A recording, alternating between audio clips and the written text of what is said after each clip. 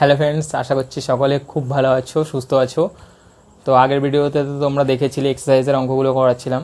তো এক্সারসাইজের অঙ্কগুলো আগেরবার 8 পর্যন্ত করেছিলাম, এবার 9 থেকে করাবো। আর কোন এক্সারসাইজ 1.1 পেজ নাম্বার 2 সবই দিয়ে দিয়েছি, যাতে তোমাদের বুঝতে কোনো রকম অসুবিধা না হয়। আর আগের ভিডিওগুলো কেমন লেগেছে বা কেমন হয়েছে বা তোমাদের কোনো ফল্ট থাকলে সেটা কমেন্ট করে জানাবে। এছাড়াও যে কোনো রকম কোনো কিছুতে তোমরা কমেন্টে জানাবে যদি কোনো প্রবলেম হয়ে থাকে।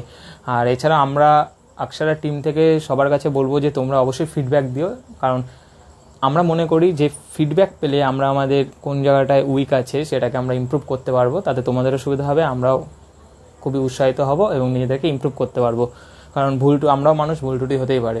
তো যাই হোক, তোমরা আমার সাথে যুক্ত থাকো, অ্যাক্টিভ থাকো। তো আজকে 9, 10 এবং 11, 12 1.1 মধ্যে এই 4টে বাকি আছে। তো আজকে চেষ্টা করবো যে 4টেই করে দেওয়ার। আর তোমাদের হয়তো মনে হতে পারে যে ভিডিওর পার্ট বেশি হয়ে যাচ্ছে। দেখো, একটা কথাই বলবো যে ভিডিওর পার্ট এই কারণেই বেশি হচ্ছে, যেহেতু আমরা খুব ধীর গতিতে আস্তে আস্তে বুঝিয়ে বুঝিয়ে করাচ্ছি। নর্মাল 2টো অঙ্ক করাতে 5 মিনিটের মধ্যে হয়ে যায়, কিন্তু যেহেতু তোমাদের বোঝাচ্ছি যাতে তোমাদের বুঝতে অসুবিধা না হয়, সেই কারণের জন্য তাই হয়তো একটু টাইম লেগে যাচ্ছে। তো সেটা তোমরা একটু নিজের খুশি মনে করে সেটাকে অ্যাকসেপ্ট করো, আশা করি তাতে তোমরাই উপকৃত হবে। তো চলো আজকে 9, 10 শুরু করবো। কোশ্চেন নাম্বার ফার্স্টে 9 করাবো।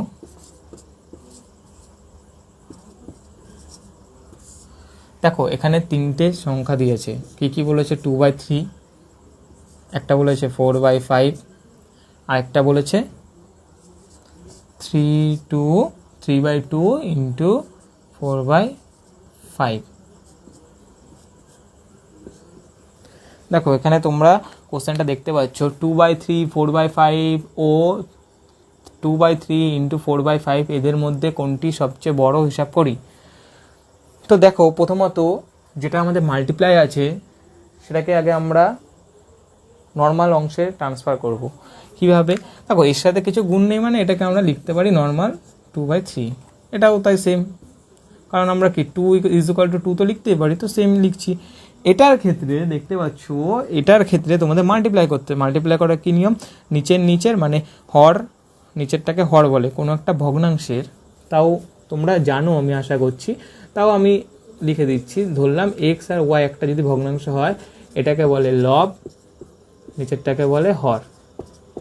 এটা সবাই জানো, তাও লিখে দিলাম।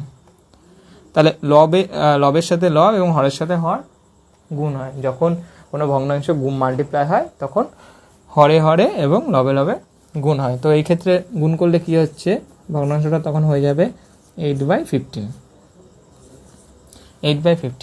এবার দেখো, তোমাদের এখানে 2/3, 4/5 এবং 8/15 তিনটে ভগ্নাংশ পেয়ে গেছো। এবার রুলস কি?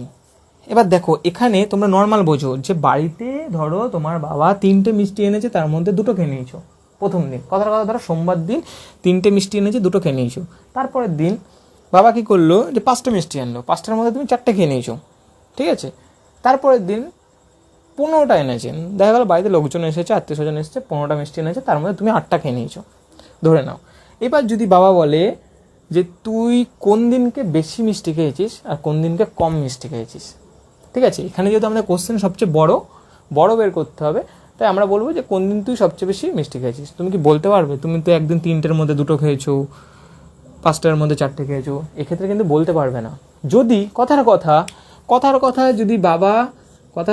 যদি রোজ 10টা করে মিষ্টি আনতো, 3 দিনই যদি 10টা করে মিষ্টি আনতো, তুমি দেখা গেল প্রথম দিন 4টে খেয়েছো, পরের দিন দেখা গেল 8টা খেয়েছো, তারপরের দিন দেখা গেল 3টে খেয়েছো।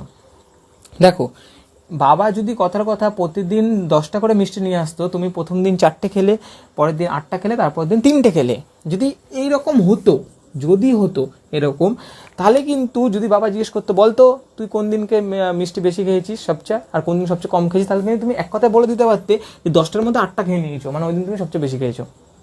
আর কোন দিন সবচেয়ে কম খেয়েছো, 10টার মধ্যে 3টে খেয়েছো, তাহলে ওই দিন তুমি সবচেয়ে কম খেয়েছো। এক্ষেত্রে কিন্তু আমরা ইজিলি বলে দিতে পারছি। কেন বলতে পারছি, এখান থেকে একটুখানি মাথা কাটাও, যে দেখো আমাদের এখানে হরগুলো, নিচে যে হরগুলো সেম, সব 10 আছে, কারণ 10-এর মধ্যে এতগুলো খেয়েছি, তার জন্য আমাদের বলতে সুবিধা হচ্ছে। কিন্তু এই ক্ষেত্রে হর কিন্তু ইকুয়াল না, 3টের মধ্যে 2টো খেয়েছি, 5টার মধ্যে 4টে, 15টার মধ্যে 8টা। এক্ষেত্রে কিন্তু আমরা বলতে পারছি না যে আমরা কোন দিন কম খেয়েছি কোন দিন বেশি খেয়েছি। এই ক্ষেত্রে কি করতে হবে, এই ক্ষেত্রে আমাদেরকে করতে হবে নিচের হরগুলোকে সেম করে দিতে হবে। এবার সেম কি করে দিতে হবে, সেম মানে যদি কথার কথা আমি কোনো রকমভাবে এটাকে গুণ ভাগ যেই করে হোক এটাকে দেখা গেলো 10 করে দিলাম, এটাকেও 10 করে দিলাম, এটাকেও 10 করে দিলাম, তাহলে কিন্তু আমরা বলতে পারবো। তো সেম আমাদের হরটাকে সমান করতে হবে। তাহলে হরটাকে সমান করার রুলস, এবার ফার্স্টে নিচের প্রত্যেকের হরটা নেবা। এর প্রথমটার হর কি আছে 3, তারপরটার হর আছে 5, তারপরটার আছে 15। দেখো রুলস হচ্ছে নিচের হরগুলো লসাগু করতে হয়। লসাগু কি করতে হবে,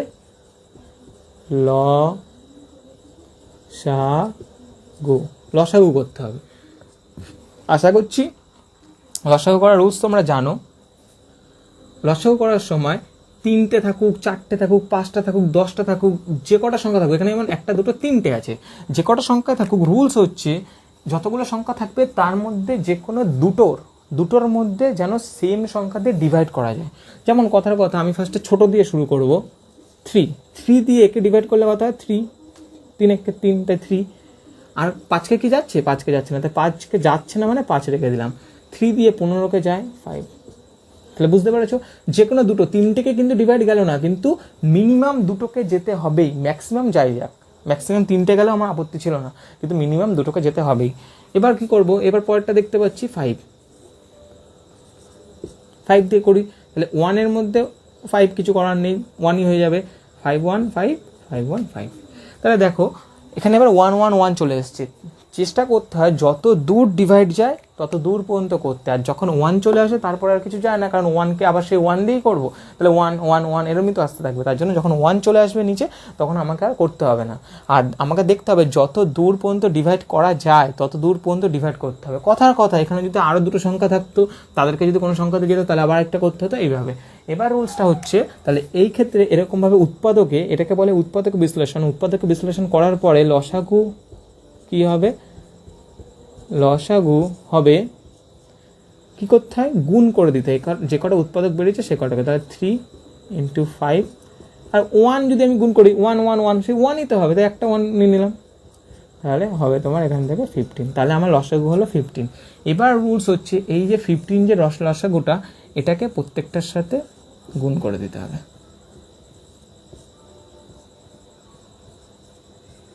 গুণ করার পরে এবার কাটাকুটি করতে হবে। কীভাবে কাটছে দেখো, লাস্টেরটা কাটছি ফার্স্টে। 15 15 কেটে গেল, তাহলে এখানে কেটে যাওয়া মানে কি 1, তাহলে 8 1 8, 8 8, এটা দিয়ে কাটছি, এটা দিয়ে কাটলে হয় 3, তাহলে 3 4 12, 3 দিয়ে কাটছি 5, 5 2 10। দেখো এবার কিন্তু তোমাদের এখানে হর নেই, কিন্তু নেই বলা ভুল। হর নেই মানে কি, প্রত্যেকটা নিচে মনে মনে 1 আছে, কিন্তু আমাদের আর লেখার দরকার নেই, আমরা এখানে ডিরেক্ট বুঝতে পারছি। এবার তুমি বুঝতে পারছো যে কোন দিন তুমি সবচেয়ে বেশি খেয়েছো, কোন দিন সবচেয়ে কম খেয়েছো। এখানে যেহেতু আমার কোশ্চেন বলেছে যে কোন দিন সবচেয়ে বেশি খেয়েছো কম খেয়েছো হয় তুমি বুঝতে পেরেছো, কিন্তু এখানে বলেছে এদের মধ্যে কোনটি সবচেয়ে বড়। তার মধ্যে এখানকার মধ্যে বুঝতে পারছো তো 10 12 আর 8-এর মধ্যে সবচেয়ে বড় কে, এটা। তাহলে এটা হবে অ্যান্সার, এটা হচ্ছে বড়। আর এছাড়াও যদি তোমাকে জিজ্ঞেস করতো যে কোনটা ছোট, তাহলে এটা লিখে দিতে ছোট। আশা করছি খুব ভালোভাবে বুঝতে পেরেছো। কী করে বের করলাম ফার্স্টে আরেকবার শর্টে বলে দিচ্ছি। প্রথমে সংখ্যাগুলো লিখবে, যেগুলো এরকম ফ্র্যাকশন আকারে দেওয়া থাকবে সেগুলোকে নর্মাল ট্রান্সফার করবে, ভগ্নাংশে ট্রান্সফার করলাম। তাহলে এটা তো নর্মাল দেওয়া ছিল তাই নর্মাল থাকলো, এটা নর্মাল যেমন ভগ্নাংশ আছে, এটার এখানে মাল্টিপ্লাই দেওয়া আছে তাই এদেরকে মাল্টিপ্লাই করে 8/15 হলো। এবার রুলস কি, নিচের যে হরগুলোকে লসাগু করতে হবে, লসাগু করার রুলসও পুরো বুঝিয়ে দিয়েছি। বুঝতে না পারলে আরেকবার ব্যাকে গিয়ে দেখবে, তাহলে বুঝতে পারবে। তাহলে এখান থেকে লসাগু বের করলাম 15, যেটা লসাগু বের করবো সেই লসাগুটাকে দিয়ে প্রত্যেকটা ভগ্নাংশকে মাল্টিপ্লাই মানে গুণ করে দিতে হবে। তাহলে গুণ করার পরে কাটাকুটি করে তুমি নর্মাল সংখ্যা পেয়ে যাবে। 10 12 8 পেয়ে গেলাম। এবার এখান থেকে নর্মালি দেখলে বোঝা যাচ্ছে কোনটা ছোটো কোনটা বড়। খুব সোজা না, খুবই সোজা, একটু ভালো করে বুঝলেই হবে শুধু। চলো পরেরটা দেখছি কি হয়।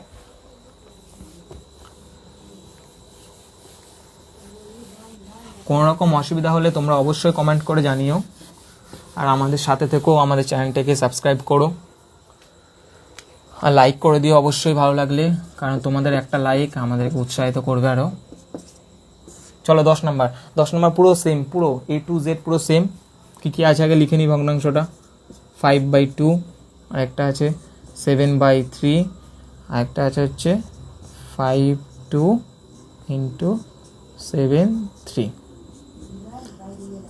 তাহলে আমার লাস্টেরটা মাল্টিপ্লাই হিসাবে আছে, তাহলে সেটাকে আমাকে মাল্টিপ্লাই করে নিতে হবে। তাহলে মাল্টিপ্লাই করার সময় রুলস কি বলেছিলাম, হরের সাথে হর, লবের সাথে লব। তাহলে এখানে হচ্ছে তোমার নিচে হচ্ছে গিয়ে 6 আর 5 7 35 হয়ে গেল। নেক্সট রুলস হচ্ছে কি, লসাগু। রুলস মনে রাখবা, শুধু স্টেপ মনে রাখতে হবে। ম্যাথের একটাই জিনিস স্টেপ মনে রাখতে হবে, যে কোনটার পরে কোনটা আমাকে করতে হবে। তাহলে এখানে আমাকে লসাগু করতে হবে। লসাগু করতে হবে কি কী কী করতে হবে, হরগুলো করতে হবে 2 3 আর 6। সবচেয়ে ছোটো যেটা দিয়ে যায় সেটা দিয়ে আমরা ফার্স্টে চেষ্টা করব। তাহলে 2 দিয়ে 2 একে 2, 3-এর মধ্যে যায় না, থাকবে এটা হয় 3। তাহলে এবার 3 দিয়ে করব 1 1 1। তাহলে দেখো এখান থেকে লসাগু আমি ডাইরেক্ট লিখে দিচ্ছি, আমি আর লিখলাম না। লসাগু কত আসছে, 2 × 3 × 1-এর সাথে 1 গুণ করলে 1 হয়, আবার 1-এর সাথে 1 গুণ করলে 1 হয়, তাই 1। তাহলে = এখানে হচ্ছে তোমার 6। তাহলে এটা হলো আমার লসাগু। এবার নিয়ম কি, লসাগুটাকে দিয়ে আমার সব কটার সাথে মাল্টিপ্লাই করে দেবো, তাই তো, খুবই সোজা। তাহলে মাল্টিপ্লাই করে দিই, ফার্স্টটাকে কাটি 3, তাহলে কত হচ্ছে 3 5 15। পরেরটাকে এটাকে কাটছি, এখানে হয় 2, তাহলে হয় 14, 6 কেটে দিলে তাহলে হয় 35। তাহলে এবার আমাকে বের করতে হবে কোনটা, বলেছে সেই বড়, সেই সেম বলে দিয়েছে আমাকে কত বড়, কোনটা বড়। তাহলে এখান থেকে তো বুঝতে পারছো 15 14 আর 35-এর মধ্যে কোনটা বড়, তাহলে এটা বড়, এটা হবে অ্যান্সার। আর যদি ছোটো চাইছে তাহলে এটা হবে ছোট। বুঝতে পেরেছো আশা করছি। চলো এবার পরে নেক্সট আমাদের যে 10 হলো, এবার 11 12 হলে আমাদের এক্সারসাইজটা শেষ হয়ে যাবে। তো এবার আমরা 11 12 করবো। 11 12 করলে এই এক্সারসাইজ শেষ হয়ে যাবে। আস্তে আস্তে আমরা ধীরগতিতে এগোলেও তোমরা খুব ভালোভাবে শিখতে পারছো আশা করছি। আর আমাদের সেটাই মেন মোটো, যে তোমাদেরকে শেখানোটা। চলো ফ্রেন্ডস, এবার চলে আসি 11 নম্বর কোশ্চেনে। দেখো 11 নম্বর কোশ্চেনটা করানোর আগে আমি দু একটা জিনিস বলে নেবো। ধরো কথার কথা বলছে যে 2-এর সাথে কিছু একটা যোগ করলে 4 হয়। তাহলে কি 2 যোগ কিছু একটা মানে x ধরলাম, তারপরে 4 হয়। ঠিক এরকমই এখানেও সেম জিনিসটাই খাটবে। জিনিসটা হবে, কোশ্চেনটা তোমরা ভালো করে যদি পড়ে থাকো, একটি সংখ্যার 4 গুণ এবং ওই সংখ্যাটির অর্ধেক যোগ করলে সংখ্যাটি এক পূর্ণ, এখানে কিন্তু পূর্ণ সংখ্যা আছে, 1 পূর্ণ 2 এর 3 হয়। তো আমি আগে পূর্ণ ভাঙাটা একটু শিখিয়ে নিই, তোমাদের সুবিধা হবে। দেখো এখানে যেমন আছে 1 পূর্ণ 2 এর 3, পূর্ণ ভাঙার নিয়ম হচ্ছে এটার সাথে এটাকে গুণ করতে হয় আর এটার সাথে এটাকে যোগ করতে হয়, ঠিক আছে। তার মানে কত হবে, 3 একে 3 + 2 মানে 5। তো কী করে পূর্ণটা ভাঙলাম সেটা কিন্তু বুঝতে পেরেছো। তাহলে পূর্ণ সংখ্যা, এটাকে বলে পূর্ণ সংখ্যার থেকে আমরা ভগ্নাংশ নিয়ে চলে এসেছি, ঠিক আছে। কী করে হলো বুঝে যাও।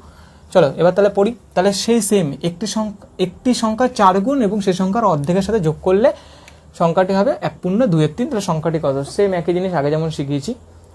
একটা সংখ্যা তুমি আমি কেউ জানি না, তাহলে সংখ্যাটা আমাকে ধরে নিতে হবে। তো সেম ধরি সংখ্যাটি x।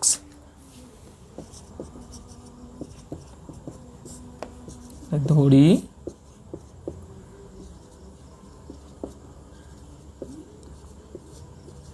সংখ্যাটি x। তাহলে এবার প্রশ্ন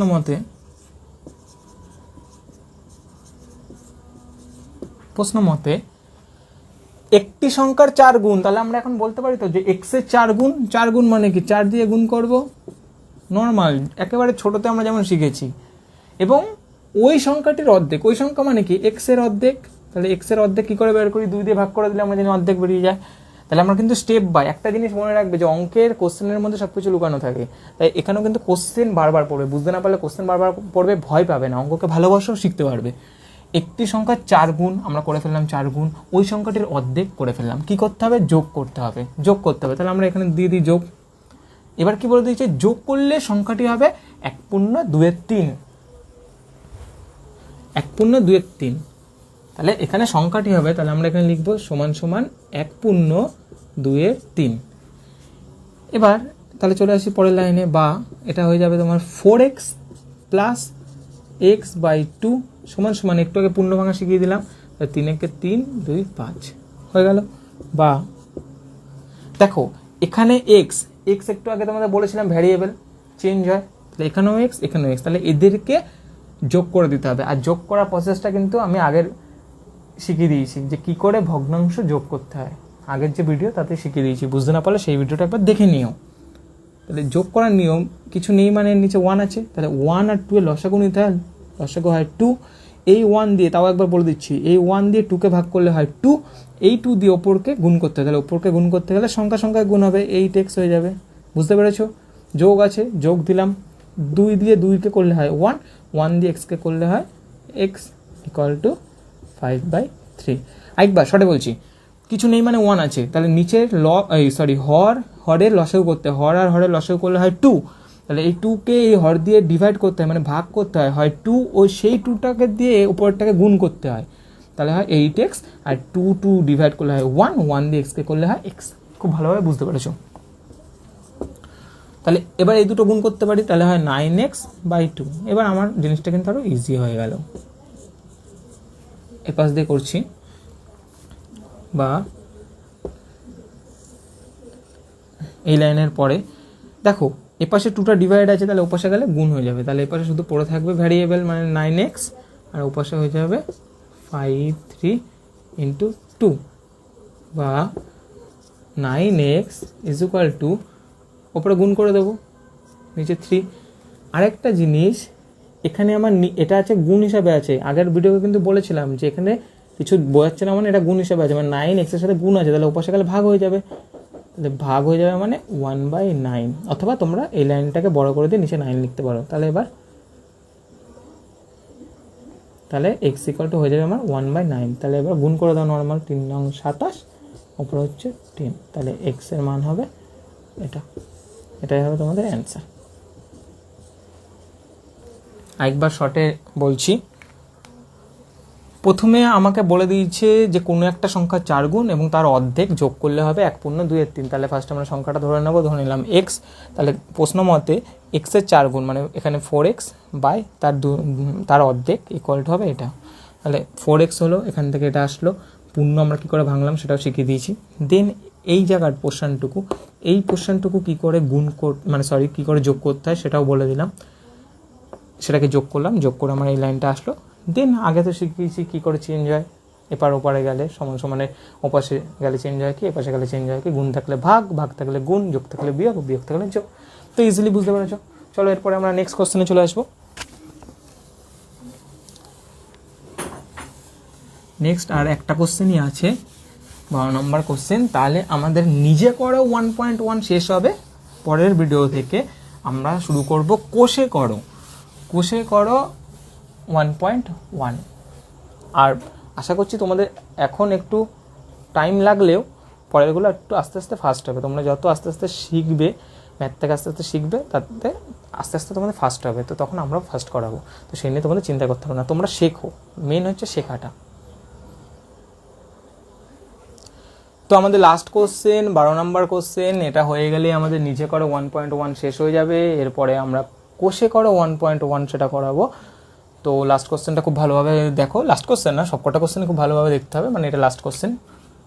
তো দেখো এখানে বলেছে 1/2 মাইনাস 1/3 ভগ্নাংশটি 1/2 প্লাস 1/3 মধ্যে কত বার আছে। দেখো এখানে ভগ্নাংশ দিয়ে আছে এবং কোশ্চেনটা হয়তো তোমাদের বুঝতে একটু অসুবিধা হচ্ছে যে কত বার আছে, তার জন্য তোমাদের আমি একটা ছোটো জিনিস দিয়ে বলি, 2 লিখে দিই, তাহলে তোমরা ভালো বুঝতে পারবে। 10 মধ্যে কত বার আছে, কিরম ব্যাপারটা, মানে 10 মধ্যে 2 কতগুলো আছে, তাই আমরা যদি এখন 2 করে লিখি, 2 × 2 × 2 × 2 × 2, মানে তাহলে হচ্ছে তো 2 2 4, এখানে ইন্টু করে না, প্লাস করে যাবে, এখানে প্লাস করে যাবে। এখানে তোমার 10 মধ্যে 2 কতবার আছে, 2 + 2 + 2 + 2 + 2, তাহলে কতগুলো হচ্ছে 1 2 3 4 5, 5খানা।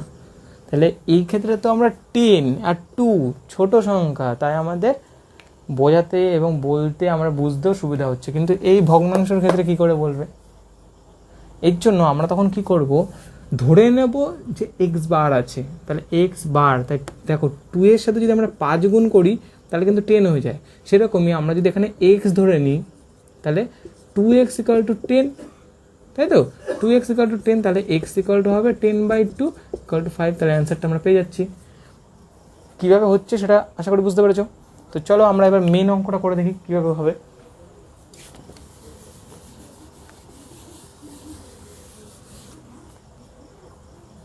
তো দেখো ফার্স্টে আমি এখানে বলবো যে এখানে মাইনাস প্লাসটা তোমরা আলাদা করে করে নাও, তাতে তোমাদের সুবিধা হবে। কেমন সুবিধা হবে, আমি দুখানা আগে যোগ আর বিয়োগটা করে নিচ্ছি। এই একটা আছে আর একটা আছে যোগ। দেখো এখানে তো আমরা বোঝাচ্ছি, আমি তোমাদের এখানে বোঝাচ্ছি কি করে করতে হবে, শেখাচ্ছি এক্স্যাক্ট কোন নিয়মে কোন প্রসেসে পুরো লিখে লিখে করতে হবে, সেইগুলোর ডিটেলস তোমরা টেলিগ্রামে পাবে, টেলিগ্রামে পিডিএফ পাবে। তার জন্য সেখানে তাড়াতাড়ি অ্যাক্টিভ হয়ে তাড়াতাড়ি, তোমাদের যদি টেলিগ্রাম না থাকে সেটা ইনস্টল করো, অ্যাপটা ইনস্টল করে সেখানে অ্যাকাউন্ট করে আমাদের সাথে যুক্ত হও, সেখানে পুরো ডিটেলস লেখাটা পেয়ে যাবে। আর এখান থেকে বুঝে নাও। দেখো নিয়ম কি, লসাগু করতে হবে, লসাগু হবে 6, তোমরা লসাগু করে দেখবে। একটা জিনিস বলে রাখি, তোমাদের এটা বলা হয়নি, ধরো 2 3 এখানে লসাগু, তাই তো তোমরা বলতে পারো 2 3 মধ্যে তো কাউকে দিয়ে যায় না, 1 দিয়ে যায় শুধুমাত্র, 1 দিয়ে করলে কি হয় 2 3, হ্যাঁ তাই করো, রুলস কি শিখেছি, পরে এগুলো সব গুণ করে দিতে হবে। তাহলে 1 × 2 × 3 = 6, তাহলে সেম হলো 6, তাই তো। তাহলে এখানে 6 হলো, এবার এটা দিয়ে ভাগ করতে হবে, 3 দিয়ে গুণ করতে হবে, তাহলে 3 - 2, তাই তো। আর এটাও সাথে সাথে করতে থাকি, 6 3 + 2, তাহলে এখানে হবে হচ্ছে 1/6, আর এটার ক্ষেত্রে হয়ে যাবে 5/6। এবার দেখো আমরা দুখানা ভগ্নাংশ পেয়ে গেছি, তো আমাদের ব্যাপারটা বুঝতে এবং করতে সুবিধা হবে। এবার আমি কি বলেছি যে কতবার, সেই একই জিনিস, কত আমরা জানি না, ধরে নেব, ধরি x বার হবে, তাহলে প্রশ্ন মতে